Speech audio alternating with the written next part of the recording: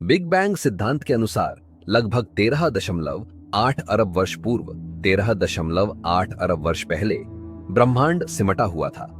इसमें हुए एक विस्फोट के कारण इसमें सिमटा हर एक कण फैलता गया, जिसके फलस्वरूप ब्रह्मांड की रचना हुई। यह विस्तार आज भी जारी है, जिसके चलते ब्रह्मांड आज भी फैल रहा है। इस धमाके में अत्यधिक ऊर्जा का उत्सर्जन हुआ। यह ऊर्जा इतनी अधिक थी जिसके प्रभाव से आज तक ब्रह्मांड फैलता ही जा रहा है। सारी भौतिक मान्यताएं इस एक ही घटना से परिभाषित होती हैं, जिसे बिग बैंग सिद्धांत कहा जाता है। महाविस्फोट नामक इस महाविस्फोट के धमाके के मात्र 1.43 सेकंड अंतराल के बाद समय अंतरिक्ष की वर्तमान मान्यताएं अस्तित्व में आ चुकी थीं। भौतिकी के नियम लागू होने लग गए थे। 1.3 सेकंड में ब्रह्मांड 1030 गुना फैल चुका था और क्वार्क, लैप्टॉन और फोटोन का गर्म द्रव्य बन चुका था।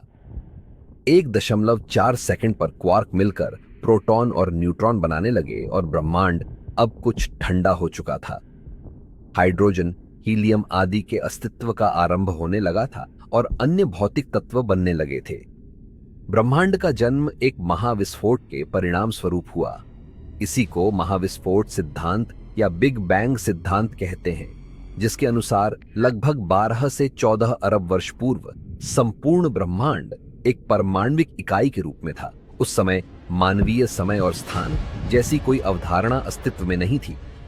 बिग बैंग सिद्धांत के आरंभ का इतिहास आधुनिक भौतिकी में जॉर्ज लेमेत्रे ने लिखा हुआ है। लेमेंटियर एक रोमन कैथोलिक पादरी थे और साथ ही वैज्ञानिक भी। उनका यह सिद्धांत अल्बर्ट आइंस्टीन के प्रसिद्ध सामान्य सापेक्षवाद के सिद्धांत पर आधारित था। यह एडविन हबल थे, जिन्होंने वर्ष 1929 में यह बताया कि सभी गैलेक्सी एक दूसरे से सिकुड़ रहे हैं। महाविस्फोट सिद्धांत दो मुख्य धारणाओं पर आधारित होता है। पहला भौतिक नियम और दूसरा ब्रह्मांडीय सिद्धांत। ब्रह्मांडीय सिद्धांत के मुताबिक ब्रह्मांड सजातीय और समदैशिक आइसोट्रॉपिक होता है। 1964 में ब्रिटिश वैज्ञानिक पीटर हिग्गस ने महाविस्फोट के बाद 1 सेकंड के अरबें भाग में ब्रह्मांड के द्रव्यों को मिलने वाले भार का सिद्धांत प्रतिपादित किया था, जो भारतीय वैज्ञानिक सत्येंद्र नाथ बोस के बोसोन सिद्धांत पर ही आधारित था। इसे बाद में हिग्गस बोसोन के नाम से जाना गया। इस सिद्धांत ने जहां ब्रह्मांड की उत्पत्ति के रहस्यों पर से पर्दा उठाया, वहीं उसके स्वरूप को परिभाषित करने में भी मदद की। देखते रहे श्री करनी न्यूज।